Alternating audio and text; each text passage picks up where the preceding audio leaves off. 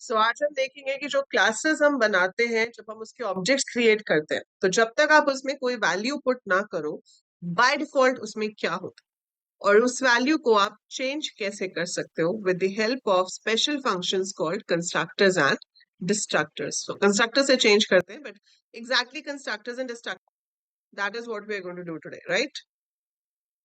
Okay, हम यहाँ पर कोई भी एक क्लास क्रिएट कर लेते हैं और ये बार बार हमें सी आउट के साथ एसटीडी ना लिखना पड़े, इसके लिए आप क्या कर सकते हो, आप ऊपर लिख सकते हो यूजिंग नेम स्पेस एसटीडी।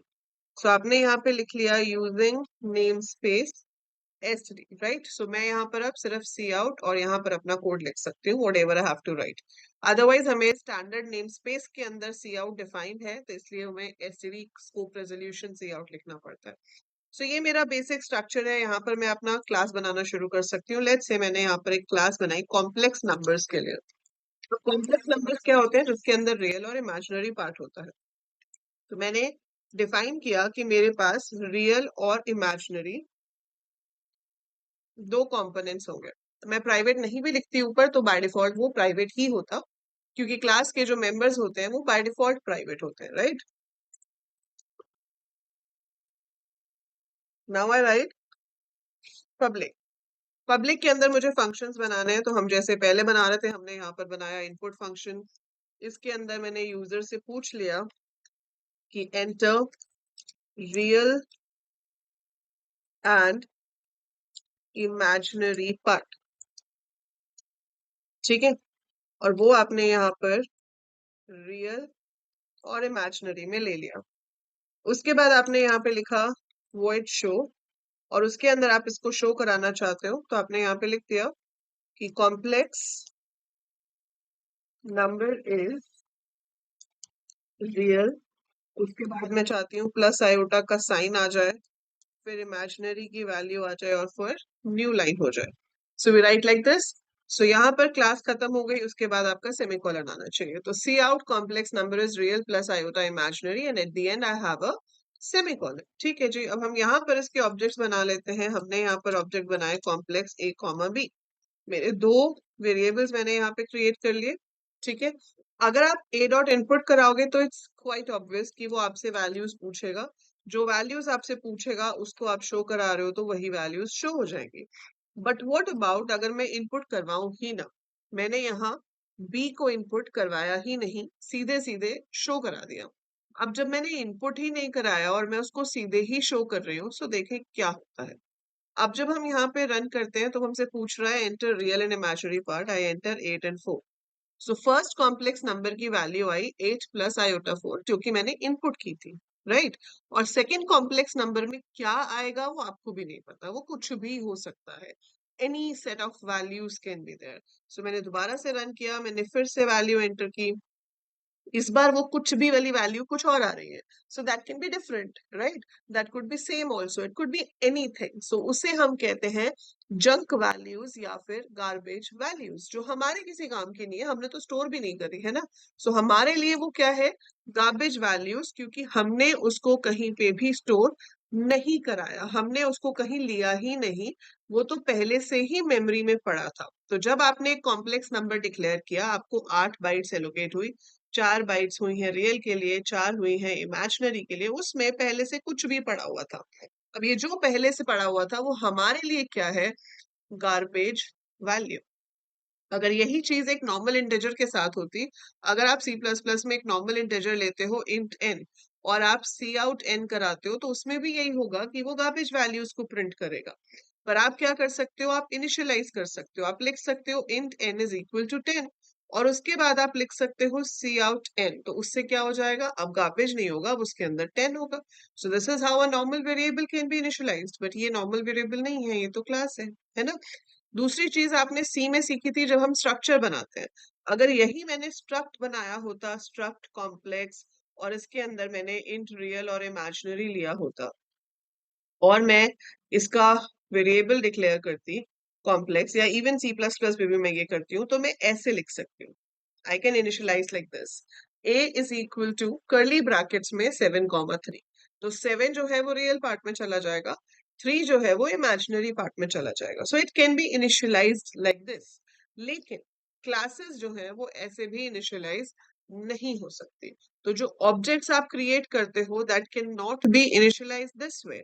तो अगर हम एक क्लास क्रिएट कर रहे हैं और हम उसका ऑब्जेक्ट बनाते हैं और हमने उसमें कोई वैल्यू पुट नहीं की है, तो उसमें फॉर श्योर गार्बेज वैल्यूज आएंगे, because there is no other way. मैं अगर यहाँ पर चाहूँ कि b इज इक्वल टू 0 लिख दूं, so I will be getting an error for that, right? वो मुझे ऐसा नहीं करने दे रहा है। अगर मैं यहाँ पर चाहूँ कि मैं b इज इक्वल टू 0,0 जैसे हम स्ट्रक्चर्स में करते हैं वैसे कर दूं, तो भी वो मुझे नहीं करने देगा। ठीक है, यहाँ पे भी एरर आ रहा है। सो ये हम नहीं कर सकते। ठीक है, ये भी नहीं कर सकते, तो चलो हम एक और काम सोच के देख लेते हैं। हम सोचते हैं कि भाई यही कर दो ना, फिर ए और बी को क्या करना, यहीं पे ही 0 पुट कर दो।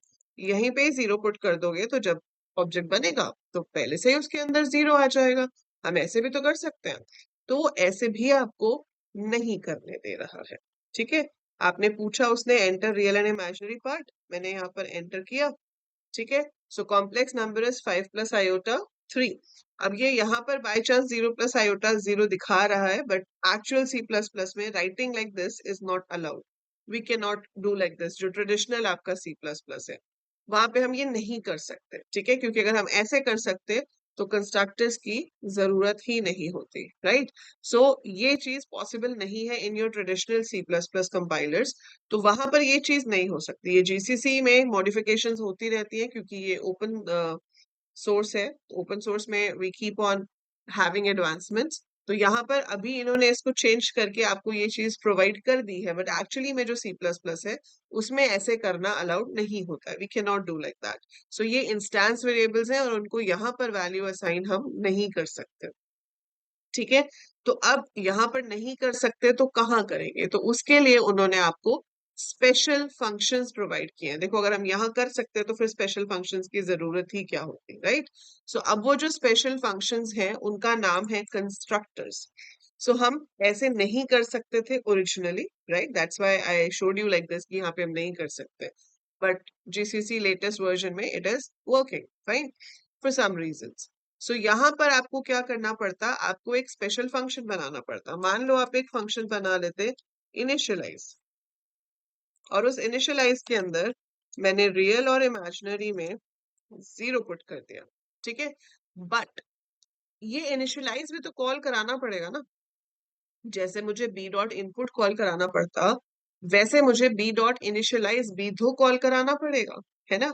सो फिर फायदा क्या हुआ फंक्शन बनाने का? जब कॉल करना ही है तो इनपुट ही कॉल कर लेते हम, राइट?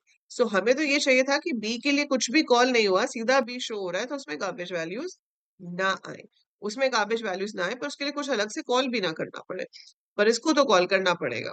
सो यहाँ पर सॉल्यूशन ये निकाला गया कि आप एक फंक्शन बनाइए जिसका नाम सेम क्लास के नाम के हो। सो क्लास का नाम क्या है? कॉम्प्लेक्स। फंक्शन का नाम भी क्या हो? कॉम्प्लेक्स। ठीक है, इसका कोई रिटर्न टाइप नहीं होगा। आप इसके आगे वॉइड इंट कुछ नहीं लिखोगे। So no return type has to be specified in front of it. इसका नाम एग्जैक्टली सेम होना चाहिए जो क्लास का नाम है, आगे राउंड ब्रैकेट्स दिए और इसके अंदर जो भी इनिशियल वैल्यू आपको पुट करनी है वो पुट कर सकते हो। ठीक है, अब आप इसको रन करो। अब आपके पास वो आपसे रियल और इमेजिनरी पार्ट की वैल्यू पूछेगा और फिर अपने आप complex number 0 plus iota 0 second वाला आ जाएगा। वो क्यों आ रहा है? क्योंकि ये जो फंक्शन मैंने बनाया है, it is called automatically whenever an object of the class is created. फिर वो चाहे ए क्रिएट हो, बी क्रिएट हो, सी क्रिएट हो, 10 ऑब्जेक्ट क्रिएट हो, 50 हो, 1000 हो, for every object your constructor is called automatically whenever the object is created. So constructor function की definition ही यही है। तो कंस्ट्रक्टर क्या होता है? Constructor is a special function which is used to initialize objects of a class. ठीक है, it is called automatically whenever object of class is created.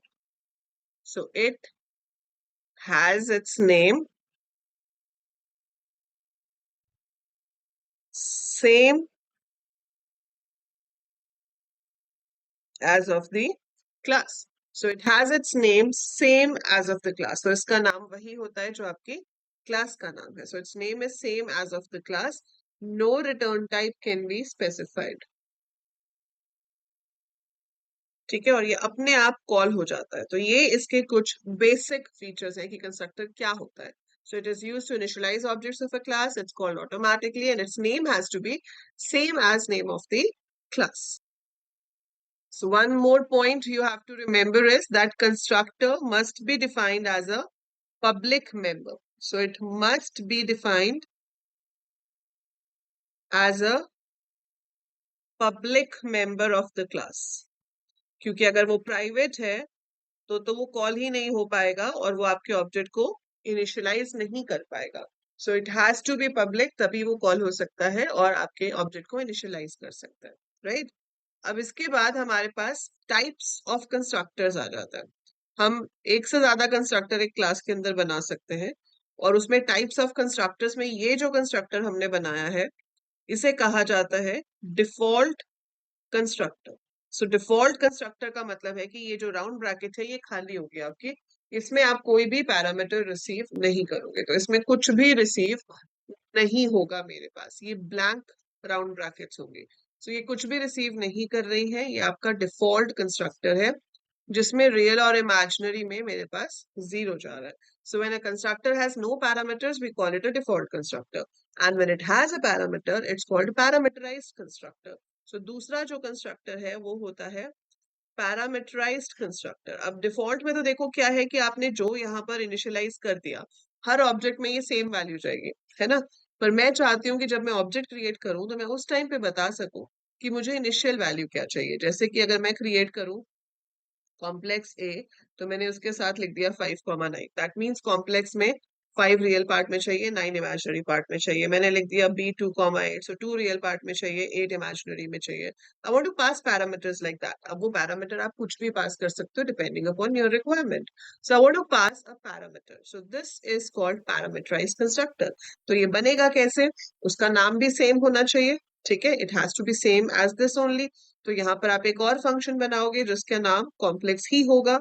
लेकिन अब वो यहाँ पर 2 पैरामीटर्स रिसीव करेगा क्योंकि हमें यहाँ 2 चाहिए. आपको 1 चाहिए होगा तो आप 1 करोगे, 4 चाहिए होगा तो 4 करोगे.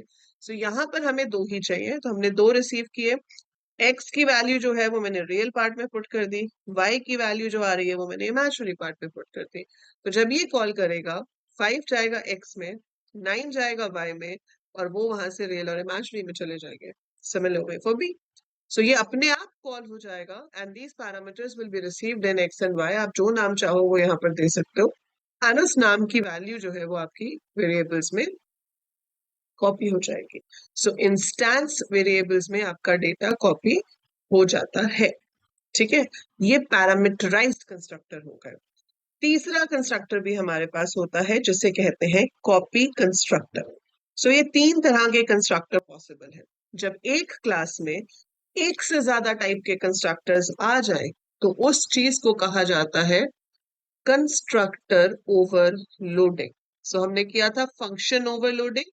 फंक्शन ओवरलोडिंग की डेफिनेशन क्या थी कि when we have more than one functions with same name but different number of parameters, है ना, जिनका प्रोटोटाइप डिफरेंट हो, मतलब जिसमें नंबर ऑफ पैरामीटर्स डिफरेंट हो, उसको हम फंक्शन ओवरलोडिंग कहते हैं. तो यहाँ पे भी तो वही हो रहा है. इसमें कोई पैरामीटर नहीं है, इसमें 2 है, इसमें कुछ और होगा. So when you have different parameters to different constructors and they all are in one class, तो उस चीज को हम कंस्ट्रक्टर ओवरलोडिंग कह सकते हैं विच सपोर्ट्स पॉलीमॉर्फिज्म. तो मैं आपको ये भी पहले बनाकर दिखाती हूँ इसमें पैरामीटराइज कंस्ट्रक्टर, फिर हम बात करेंगे कि कॉपी कंस्ट्रक्टर क्या होता है. सो इसमें मुझे अगर पैरामीटराइज कंस्ट्रक्टर ऐड करना है तो मैंने यहाँ पर बना लिया complex int x int y. इसके अंदर मैंने रियल में एक्स ले लिया, इमेजिनरी में वाई ले लिया. That's it. अब आप यहाँ नीचे आ जाओ. यहाँ पर आप बी को शो करा रहे थे तो मैंने यहाँ बी में 3,8 दे दिया. सो अब बी में 0 0 नहीं आएगा. अब बी में 3, 8 है, so it will be showing 3 as real and 8 as imaginary. So enter real and imaginary part. So 4 plus iota 3 और इसका तो 3 plus iota 8 आएगा क्योंकि मैंने यहाँ पर दिया है. So which constructor will be called depends upon कि आपने क्या पास किया. अगर मैं इसको भी अभी कमेंट कर दूं, मैं a भी इनपुट नहीं कर रही हूँ, तो a के साथ मैंने कुछ नहीं दिया, तो उसके लिए डिफॉल्ट कंस्ट्रक्टर कॉल होगा, उसका आएगा 0 0 और b वाले में आएगा आपका 3 plus iota 8. So जब आप कुछ भी पास नहीं कर रहे हो तो वो डिफॉल्ट कंस्ट्रक्टर को कॉल कर रहा है. जब आप पैरामीटर्स पास कर रहे हो तो वो पैरामीटराइज कंस्ट्रक्टर को कॉल कर रहा है. So it's working on either of them, right? So that's how it works. So ये तो आपके हो गए दो तरह के कंस्ट्रक्टर. तीसरा कंस्ट्रक्टर जो है उसको हम कहते हैं copy constructor. Why copy constructor? क्योंकि वो एक ऑब्जेक्ट की वैल्यूज को दूसरे ऑब्जेक्ट में कॉपी करेगा.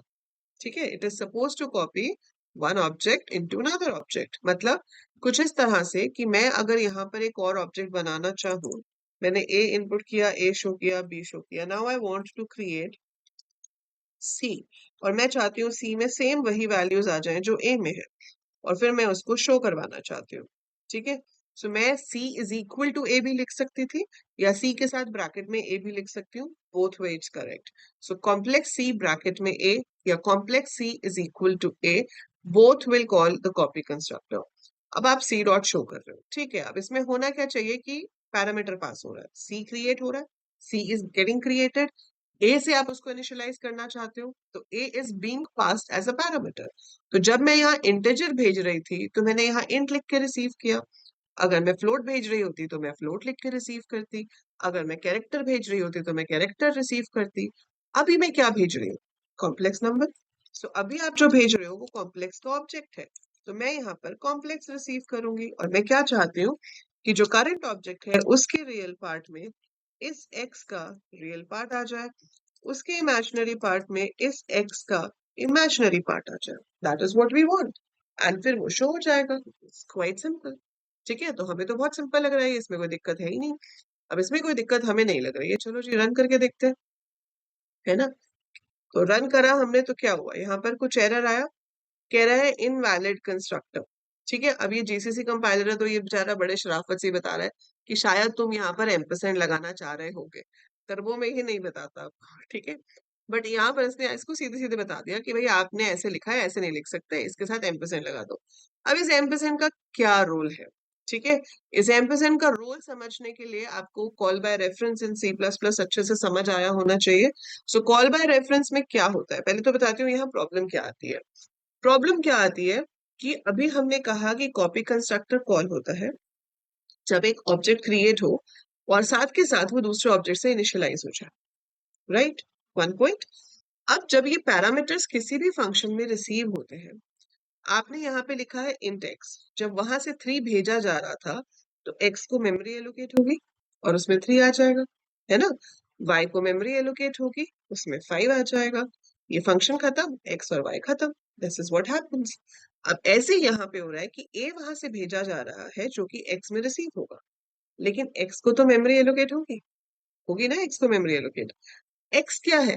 वो भी तो ऑब्जेक्ट है. किस क्लास का? इसी क्लास का, है ना? X is an object of the same class. And constructor call करने के लिए हमें बताना नहीं पड़ता कंपाइलर को. कंस्ट्रक्टर तो वो अपने आप कॉल करेगा जब ऑब्जेक्ट क्रिएट होगा. दैट मीन्स उस x के लिए भी तो ऑब्जेक्ट क्रिएट हो रहा है. Since it's a new object, constructor needs to be called for this. तो कंस्ट्रक्टर इसके लिए भी तो कॉल होगा, होगा ना? अब कंस्ट्रक्टर के अंदर से कंस्ट्रक्टर कॉल कर लिया आपने, कंस्ट्रक्टर के अंदर से कंस्ट्रक्टर कॉल हुआ, और वो भी कौन सा? कॉपी. क्योंकि इसमें एक ही वैल्यू आ रही है, एक्स क्रिएट हो रहा है जिसमें एक ही वैल्यू आ रही है, तो इसको बनाने के लिए भी कॉपी कंस्ट्रक्टर चाहिए. फिर कॉपी कंस्ट्रक्टर खुद को ही कॉल कर रहा है. And when a function calls itself, it creates. When a function calls itself, it so this will cause recursion. So when a function calls itself, उससे recursion होती है. recursion का हमारा पहला लॉजिक ये होता है कि ठीक है फंक्शन तो खुद को कॉल कर रहा है, बट कोई कंडीशन तो होनी चाहिए जहां पे जाके recursion रुके. तो यहाँ पर रिकर्शन हो तो गई, कॉलिंग पे कॉलिंग, कॉलिंग पे कॉलिंग होती जा रही है, लेकिन ये कॉलिंग कभी खत्म होगी ही नहीं। ठीक है, so that's why it is not allowed to take it like this, इसलिए वो आपको पहले ही एरर दे रहा है कि ये तो अलाउड ही नहीं है। तो इसका सॉल्यूशन क्या रहेगा? इसका सॉल्यूशन रहेगा कि आप यहाँ पर एम्परसेंड लगा दें। अब इससे क्या फर्क पड़ेगा? एम्परसेंड से क्या फर्क पड़ेगा? सी प्लस प्लस में रेफरेंस ऑपरेटर का मतलब क्या होता है? Giving another name, giving another name to an existing memory location, right? So यहाँ पे रेफरेंस का मतलब क्या है कि आप किसी ऑलरेडी एग्जिस्टिंग लोकेशन को सिर्फ एक और नाम दे रहे हो, आप उसे क्रिएट नहीं कर रहे। तो जब यहाँ पर यहाँ एम्परसेंड लग जाएगा, उसका मतलब क्या है कि ए वहां से पास हो रहा है, यहाँ पे किस में आ रहा है? एम्परसेंड एक्स में, मतलब x is not created as a new object. अब आपका एक्स जो है वो नया ऑब्जेक्ट नहीं है, वो नए ऑब्जेक्ट की तरह क्रिएट नहीं हो रहा है। अब अगर आपने यहाँ एम्परसेंड लगा दिया, तो x is just another name for the object passed as a parameter। तो जिस ऑब्जेक्ट को आपने एज अ पैरामीटर पास किया है, ये सिर्फ उसके लिए एक और नाम है। सिंस ये सिर्फ एक और नाम है, ऑब्जेक्ट बना ही नहीं, मेमोरी एलोकेट हुई ही नहीं, कंस्ट्रक्टर कॉल होगा ही नहीं, so there is no recursion, no problem. So that's why जब आप कॉपी कंस्ट्रक्टर बनाएंगे, इट्स कंपल्सरी कि आप उसे बाय रेफरेंस लेकर बनाएंगे, ताकि ये प्रॉब्लम अगर ना हो। खैर, अब कंपाइलर आपको वो करने ही नहीं दे रहा है, तो आप कर ही नहीं सकते, ताकि वो प्रॉब्लम आए ना, अदरवाइज वो इनफाइनाइट रिकर्शन में चला जाता था। तो हम एम्परसेंड लगा के उसको ठीक कर सकते थे। सो कॉपी कंस्ट्रक्टर में हमेशा ध्यान रखेंगे एम्परसेंड लेके ही रिसीव करना है। और वैसे हमने ये एम्परसेंड कॉल बाय रेफरेंस में किया था, ये देखने के लिए कि हम चेंजेस रिफ्लेक्ट कर सकते हैं। यहाँ पे मुझे चेंजेस रिफ्लेक्ट नहीं कराने, पर यहाँ पर मेरा मोटिव ये है कि मेमोरी एलोकेट नहीं होनी चाहिए। So it is just for giving another name to an existing object, right? अब कोई एरर नहीं आएगा, now it will work properly. ये कहाँ पे आया? ठीक नहीं किया मैंने? अच्छा, टाइप किया था ना, लगाया नहीं। सो आई टाइप्ड एम्परसेंड, बट मतलब I wrote ampersand but I didn't type it here. Now it's fine. So now let's execute. उसने पूछा real and imaginary part, I enter 6 and 12. So A में 6 plus iota 12 है, B में तो आपकी initialize values हैं, C में same वही values हैं जो A में है, क्योंकि हमने उसको A के थ्रू initialize कराया था। So that's how your copy constructor works. So ये तीन तरह के आपके constructors हो गए। कौन कौन से constructors? ये जो पहले वाला है, this is your default constructor जिसमें कोई पैरामीटर नहीं होता। ये वाला आपका पैरामीटराइज्ड कंस्ट्रक्टर है, जिसमें आप किसी भी प्रिमिटिव डेटा टाइप या कोई भी डेटा टाइप के पैरामीटर्स रिसीव कर सकते हो, खुद की क्लास छोड़ के। और अगर खुद की ही क्लास का पैरामीटर रिसीव होता है, तो वो आपका कॉपी कंस्ट्रक्टर हो जाएगा। So it's default constructor, parameterized constructor and copy constructor. So if your class has more than one constructor, it is said to be having constructor overloading, right? So ये होते हैं हमारे पास constructors. So constructors तो हमारे पास हो गए तीन तरह के, और अगर एक क्लास के अंदर आप ये तीनों constructors बना लेते हो, तो this is constructor overloading. अब इसके उल्टे फंक्शंस भी होते हैं, उसमें आपको ज्यादा कुछ करना नहीं है वैसे, बट दैट इज डिस्ट्रक्टर। सो जैसे कंस्ट्रक्टर तब कॉल होता है जब मेमोरी एलोकेट होती है, डिस्ट्रक्टर तब कॉल होता है जब मेमोरी डी एलोकेट होती है। सो आप क्या लिखोगे? Complex, same name of the class, पर इसके सामने ये टाइल्ड साइन आ जाएगा, and then you have round brackets and curly brackets में आप कोड लिख सकते हो। पर इसके ऊपर रिस्ट्रिक्शंस थोड़ी ज्यादा है, इसमें पैरामीटर भी रिसीव नहीं हो सकता। So no parameter can be received to a destructor. ठीक है, और यहाँ पर हम जनरली वो स्टेटमेंट्स लिखते हैं जो हमें एग्जीक्यूट करनी हो जब आपके ऑब्जेक्ट की मेमोरी डिस्ट्रॉय हो रही है, जब आपके ऑब्जेक्ट की मेमोरी डी एलोकेट हो रही है। तो जब डी एलोकेट हो ही रहा है, तो इट्स वेरी रेयर कि हमें कुछ करना पड़ता है। हम अभी एक कंसेप्ट करेंगे डायनामिक मेमोरी एलोकेशन का, जिसमें हम पॉइंटर्स डिक्लेयर करके उसको मेमोरी एलोकेट कराते हैं during execution of the program. हाँ, अगर आपने अपने ऑब्जेक्ट को डायनामिक मेमोरी एलोकेट कराई है कंस्ट्रक्टर में, तो आपकी रिस्पॉन्सिबिलिटी बनती है कि आप उस मेमोरी को फ्री भी कराओ। तो वो फ्री कराने का काम हम डिस्ट्रक्टर में जरूर कर सकते हैं। अदरवाइज डिस्ट्रक्टर में ऐसा कोई इंपॉर्टेंट काम आपको नहीं करना होता है जिससे कुछ फर्क पड़े। ठीक है, सो डिस्ट्रक्टर होता है और एक क्लास में एक ही डिस्ट्रक्टर हो सकता है। सो इसमें कोई डिस्ट्रक्टर ओवरलोडिंग जैसा कंसेप्ट नहीं है क्योंकि पैरामीटर ही नहीं है। ठीक है, तो जब पैरामीटर ही नहीं है तो ऑब्वियसली ओवरलोडिंग नहीं हो सकती। तो आप यहाँ पर बना दो, और इनका कोई ऑर्डर नहीं होता, इनको कहीं पे भी क्लास के अंदर बना सकते हैं, बस पब्लिक में होने चाहिए, क्योंकि अगर पब्लिक में नहीं है तो काम नहीं करेंगे। ठीक है, सो आपने यहाँ पे लिख दिया ऑब्जेक्ट डिस्ट्रॉयड कुछ भी, जस्ट टू शो यू कि हाँ ये डिस्ट्रक्टर है। मैं इसको कॉल कहीं नहीं कर रही हूँ, नॉट कॉलिंग इट एनीवेयर, और अब मैंने इसको रन कर दिया। ठीक है, so I enter some values, fine, 3 बार प्रिंट हो गया object destroyed, object destroyed, object destroyed.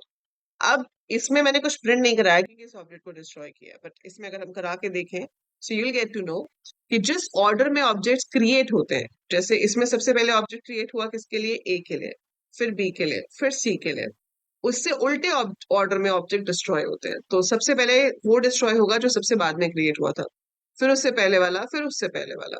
आप पता लगा सकते हो, ऑब्जेक्ट्स वैल्यूज भी प्रिंट कर सकते हो, नहीं तो हमारे पास एक स्पेशल पॉइंटर होता है जिसका नाम होता है this. So we have a this pointer, जिसे इम्प्लिसिट पॉइंटर भी कहा जाता है। ठीक है, अब वो इम्प्लिसिट पॉइंटर जो है उसका नाम है दिस। लाइक मैंने यहाँ पे लिखा complex number eight address this is, ऐसे दे दिया। ठीक है, सो अभी अगर आप इसको रन करो तो ये आपको अपने ऑब्जेक्ट्स के एड्रेसेस शो कराएगा। Like I enter here 3 and 9. So it will show you the complex number at address 19B8 is this, 19B0 is this, and 19A8 is this. ठीक है, it is showing you the addresses. और अगर आप चाहते हो कि object जब destroy हो रहा है तो वो शो करेगी कौन से एड्रेस वाला डिस्ट्रॉय हुआ है, object destroyed at this, and I execute this.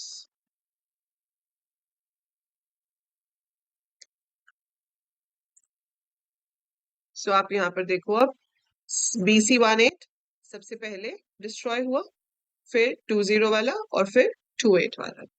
Right, सो जिस ऑर्डर में ऑब्जेक्ट्स क्रिएट होते हैं उससे उल्टे ऑर्डर में आपके ऑब्जेक्ट्स डिस्ट्रॉय होते हैं। सो ABC is the order of constructor, so BCA will be the order of destruction.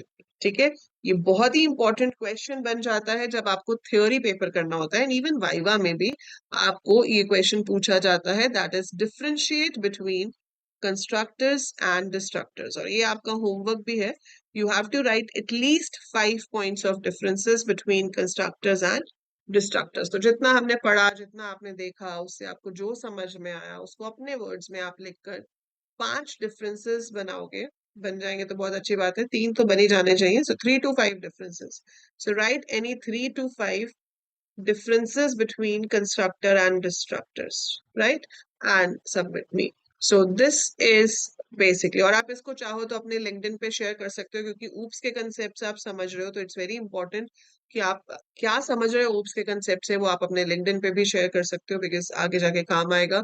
So constructors structure के डिफरेंसेस में आप क्या समझ रहे हो इसको जरूर शेयर करना, मुझे टैग करना। दिस पॉइंटर से आपने क्या समझा। सो दिस पॉइंटर क्या होता है, इट्स एन इम्प्लिसिट पॉइंटर, हमने कहीं नहीं बनाया, पहले से बना होता है। So it's an implicit pointer assigned to each class, assigned to each class which holds the address of